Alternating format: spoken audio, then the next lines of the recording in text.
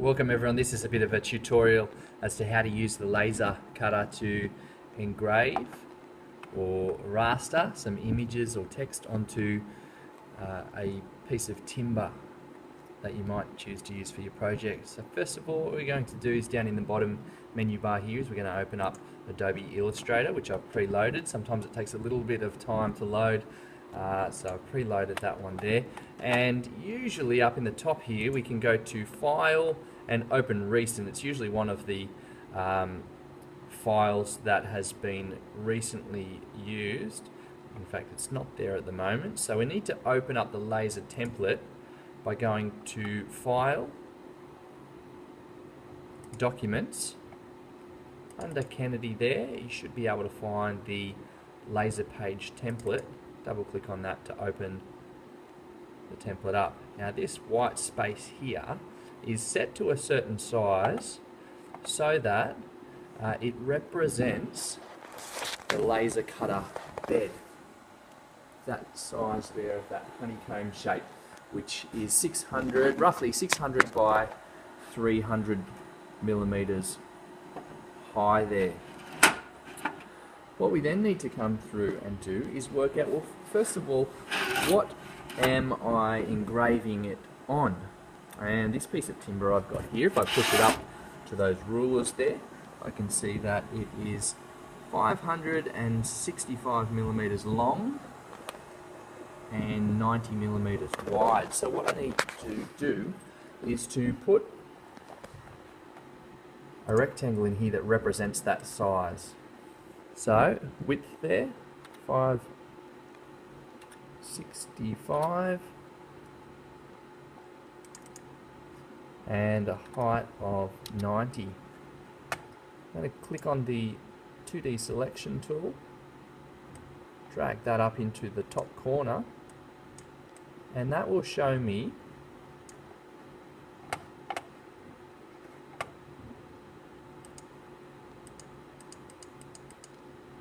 where that sits on the page if I have this sitting up in the top corner there.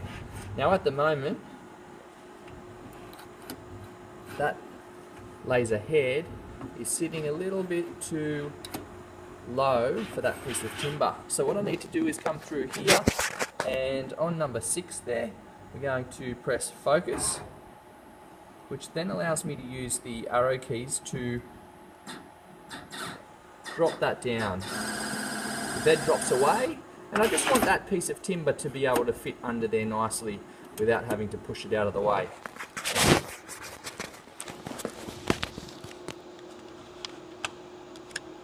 We then come back to our page here. I've just zoomed out, and I've got the rectangle there which represents the piece of timber on the page, and I want to work out what do I want to go in there. So for example, you can put some text in there. Come and type in there.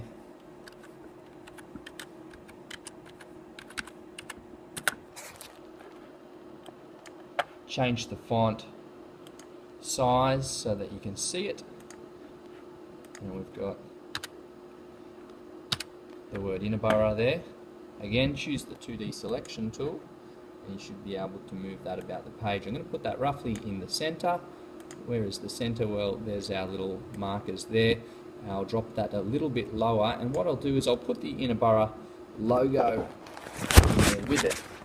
Now when you come to class, you need to have your images pre-prepared. You can have those saved onto your USB or your devices, and then we'll come and transfer those over to the computer. I've already saved one onto the desktop here, so we go File, Place, we come through and we find that. I've saved that onto the desktop. There's the Inabara logo, and we can come down here, click on Place, and that will allow me to drop that somewhere around the page there. So if I click on that there, I can then resize it and put that where I would like on the image. Now it is actually best to have a black and white image. The colours won't come out as strongly, so I'm going to recommend that anybody using the laser cutter uses a black and white image. So if I was to choose this again, I would go through under the Google Images where I found it and choose the black and white one only. And then what I'll do is anything on the page is going to get printed onto the timber. I don't want this outline printed onto it. That was just there as a bit of a reference to show me where to put the images in so I could get them in the center there. And so I'm going to delete that rectangle now, and I'm ready to go.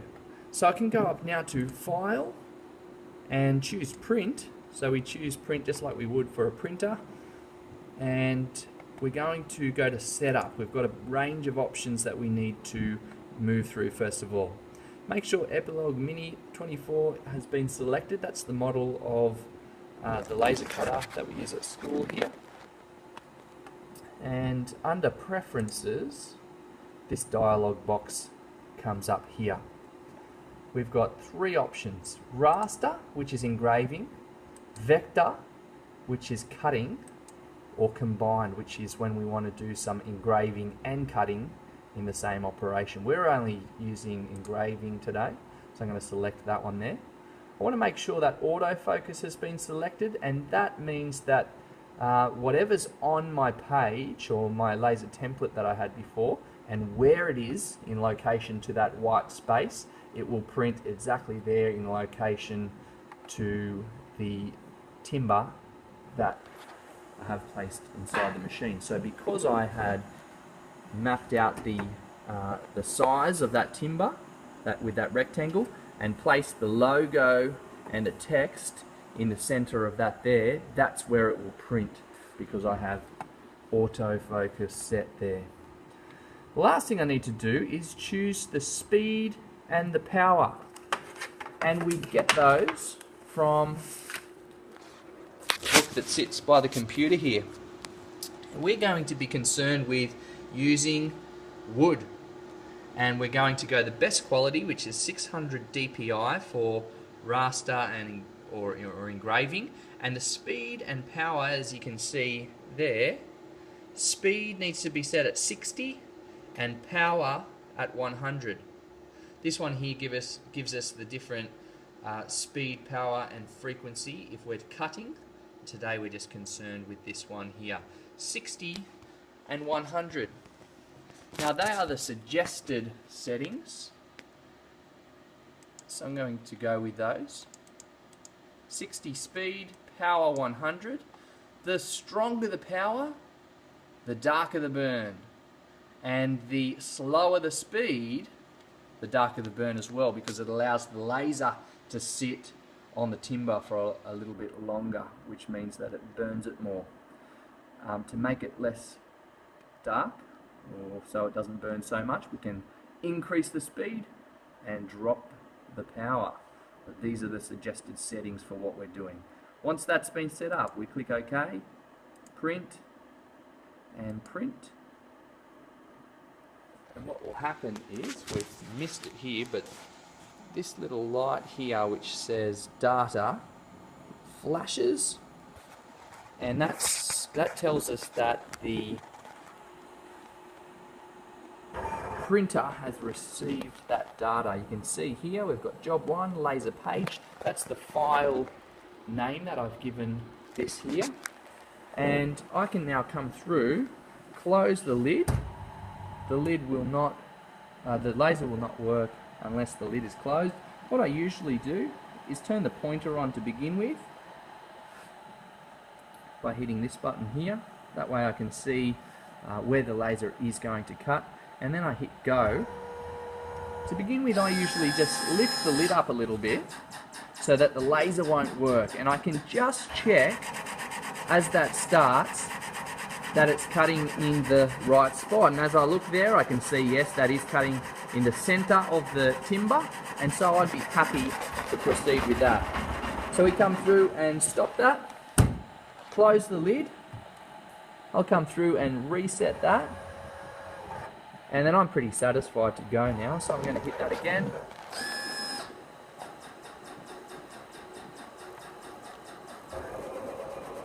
That sound at the beginning there is just as it focuses.